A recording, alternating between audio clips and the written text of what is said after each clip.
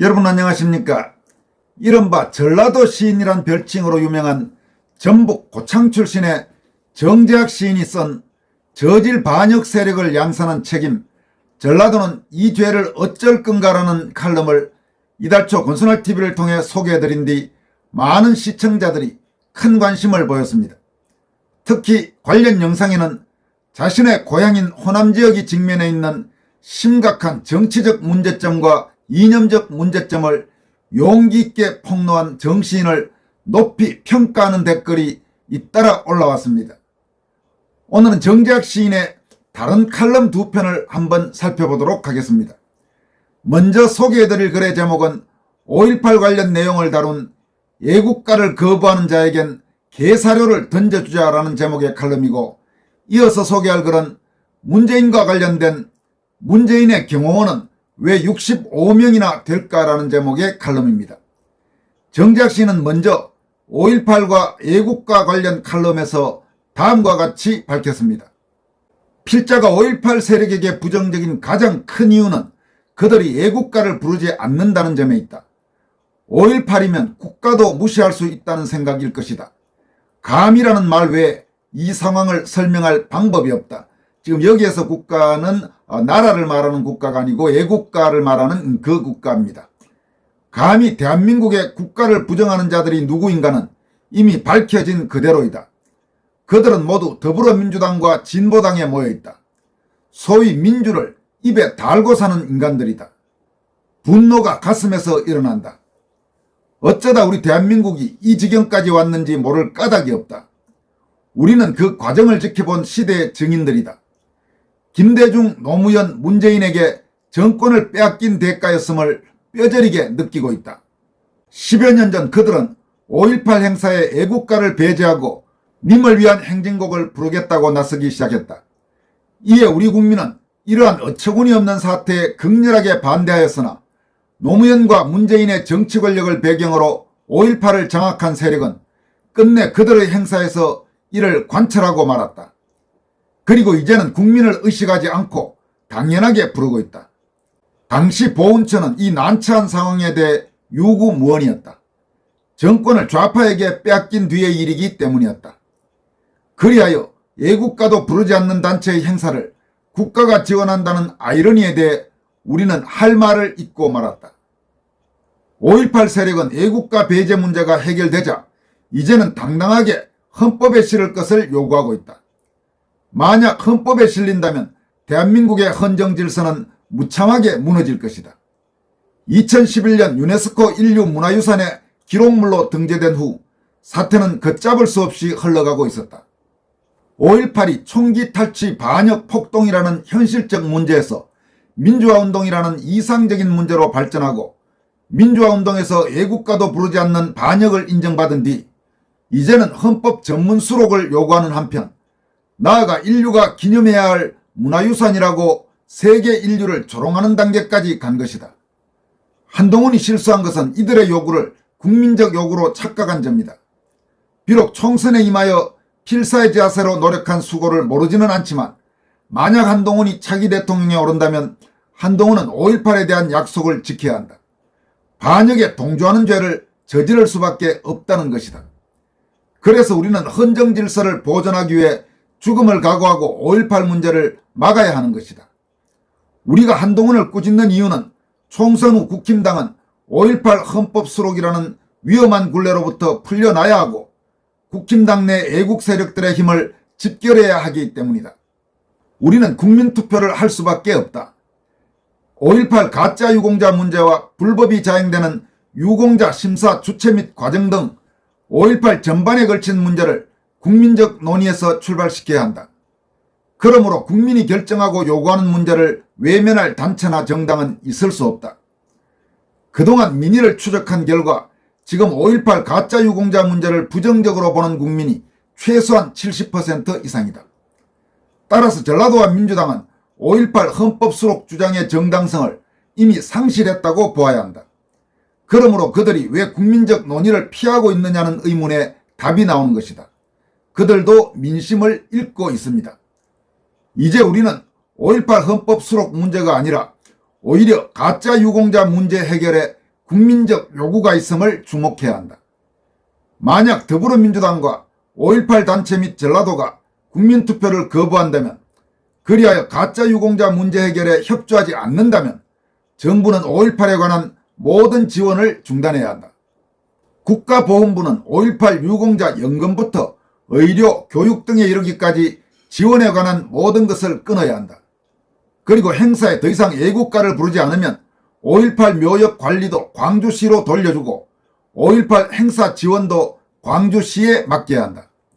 나아가 민주화운동이 아니라 북한 적화 공작의 일환임이 확인되고 5.18 전사자 인민군 추모비에 새겨진 158명의 존재가 분명하게 증명이 될 경우 5.18 묘역은 폐쇄시켜야 한다. 그리고 유공자 전부에 대해 부당하게 지급된 지원금도 전액 환수하여 국고에 넣어야 한다. 진실과 인류적 양심 그리고 대한민국의 정의를 위해 유네스코 등재를 치러야 함은 당연한 일이다. 애국가는 민족의 심장에 새겨진 영혼의 노래이다. 수많은 선열과 독립군이 애국가를 부르며 항일운동에 나섰고 애국가가 울려 퍼지는 6.25 어느 고지에서 우리의 형제들은 죽음을 맞았다. 어린 피겨 선수 탁구채를 쥔 소년은 시상식에서 태극기를 바라보며 울먹이는 눈동자로 애국가를 부르고 있었다. 여러분, 이 부분은 참 울컥하는 부분이 있네요. 애국가는 대한민국 국민에게 그런 노래지요. 이어갑니다. 애국가는 우리의 몸에 피와 살이 되어 있는 존엄이었고 영원을 약속하는 유전 형질이다. 이를 지키기 위해 우리는 중국 공산당의 여론 조작에 맞서 싸워야 하고 북한의 대남 공작에 맞서 싸워야 하며 애국가를 버린 세력과 맞서 싸워야 한다. 5.18에 관한 한 우리는 적을 허용할 수 없다. 애국가를 버린 행위에 대해 일말의 반성조차 없는, 그리하여 일부일 수 있는 광주 시민도 전라도민도 적의 범죄에서 벗어나지 못한다. 그 일부를 국민으로 인정할 수 없기 때문이다. 3월 20일 고척 스카이돔 구장에서 미국 MLB 야구 개막전이 있었다. 개막식에서 가수 박정현은 미국 국가와 애국가를 불렀다. 박정현은 그 어렵다는 미국 국가를 완벽하게 불렀고 미국 선수들은 가슴에 손을 얹은 채 박정현의 노래를 듣고 있었다. 이어 애국가가 들려올 때도 선수들은 손을 내리지 않았다. 남의 나라 국가에 대해서도 예의를 지키고 있었다. 애국가를 거부한 5.18을 본다. 애국가를 포기한 이들이 5.18을 헌법에 싣는다는 낯뜨거운 후한무치를 본다. 나라의 위상을 버리고 중국 공산당 일개 대사한테 고개를 숙이는 배신을 본다. 이 흉악한 자들이 40총선에 등장해 표를 구걸했다. 그들의 입에서 변함없이 민주라는 말이 울려 퍼졌다. 반역도 민주냐는 의문보다는 반역민주당으로 살아가는 인간성이 애처롭다. 개딸들로 나타나는 민주당은 민주를 가장한 저질 무례배들이다. 정상적인 국민일 수 없는 자들이다. 국가도 외면하는 이 더러운 진보 좌파들에게는 표 대신 개사료를 던져줘야 할지 모른다. 선거 가지고 장난치지 마라. 우리에게 절대의 선은 대한민국뿐이다. 내 나라 내 민족 대한민국을 위한 길에서 국힘당도 민주당도 그 어떤 정당도 예외일 수 없다. 다만 애국가를 버린 이런 자들과 민족이라는 이름으로 이 시대를 살아간다는 것이 참으로 슬프다. 이렇게 칼럼을 마무리했습니다. 가슴에 상당히 와닿는 글이 아닐 수 없습니다. 이어서 정재학 시인이 문재인을 통렬히 비판한 문재인의 경호원은 왜 65명이나 될까라는 제목의 칼럼을 소개해드리도록 하겠습니다. 역겨운 소재지만 문재인 이야기를 해볼까 한다. 문재인 그는 퇴임하면서 무려 65명이나 되는 경호원을 경남 양산시 평산 저택으로 데려갔다. 10여 명도 아니고 65명이다. 그래서 오늘은 65명이라는 숫자에 담긴 여러가지 함축된 의미를 살펴볼까 한다. 65명이란 초등학교 한 학년 11명씩 6개 학년을 운영할 수 있는 숫자다. 즉 폐교가 될 학교를 살릴 수 있는 숫자란 뜻이다. 군대로 따지면 2개 소대를 만들 수 있다. 2개 소대면 65개의 개인 참호가 있고 참호 간의 거리가 2m라면 약 130m 길이의 고지 능선을 방어할 수 있다. 만약 문재인의 평산저택을 방어한다면 집 주위를 60m로 잡을 경우 약 2겹의 방어선을 칠 수 있다. 문재인의 적이 쳐들어온다면 그 적은 대한민국 최정상의 전투력을 지닌 대통령 경호처 요원들이 친 두 겹의 방어선을 뚫어야 한다는 이야기가 된다. 문제는 이 많은 수의 경호원이 왜 필요하냐는 점에 있을 것이다. 문재인은 무엇이 두려워서 65명이나 되는 경호원을 데려갔을까? 정상적으로 보았을 때 평산저택을 습격할 명시적으로 드러난 적은 없다.